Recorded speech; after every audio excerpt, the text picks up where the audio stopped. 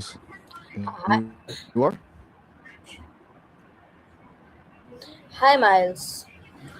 Here are some engaging vibrant Nice to meet you. discussion How are you today? question based on OK, the story behind the world's favorite word. Ah, okay. You're diving into the lore of what exactly? Is that a book, a game, a show? I gotta admit, I'm a bit of a sucker for a good story, especially if people are really getting into it. What's got you hooked?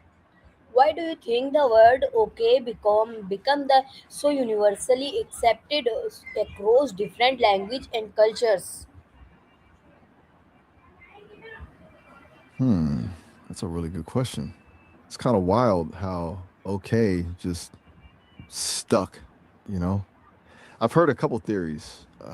Ones that it started back in the 1830s with a bunch of Boston newspapers playfully abbreviating all correct as OOK. Bit of a joke at first, but then it really took off during the 1840 presidential campaign. Martin Van Buren's nickname was Old Kinderhook. His hometown and his supporters used OK as the slogan. So it got a lot of publicity.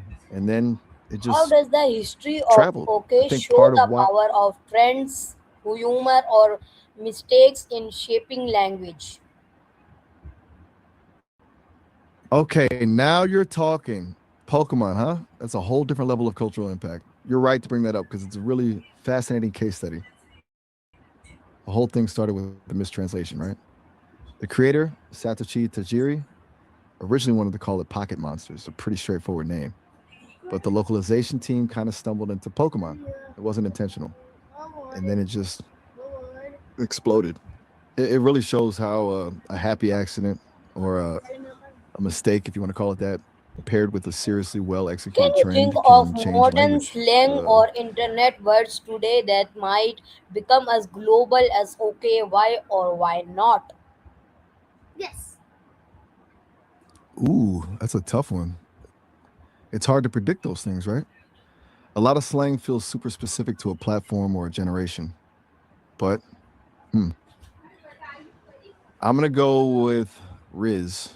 It's kind of funny. It's short. It's undeniably useful.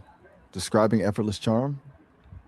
That's a universal concept, even if the word itself is new. It's spread really quickly across TikTok and other platforms, and I've seen it popping up even in mainstream media. Plus, it's inherently playful. Okay, started as a bit of a joke, and Riz has that same vibe. It's going to be an uphill battle because the internet moves so fast, but I think it has a decent shot. Though, honestly, it might just fade away next week. Who knows with these things? What do you think?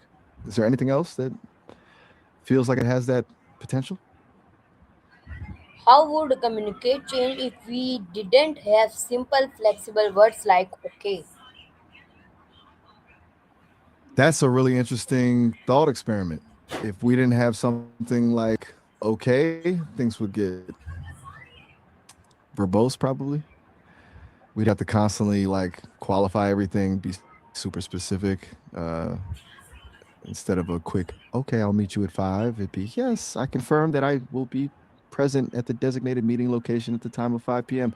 See? Painful. It's not just about convenience, though. I think okay also acts as a kind of social lubricant. It smooths over interactions, signals agreement, lets things move forward without awkwardness. Without it, like every conversation would feel a little more transactional, maybe a little more formal.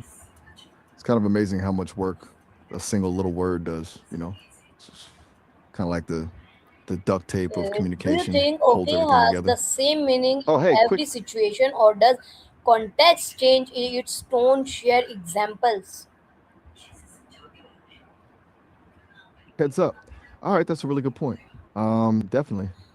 Context changes everything with okay, doesn't it? It can be genuinely affirmative. Okay, let's do it. But it can also be passive aggressive or dismissive or even sarcastic.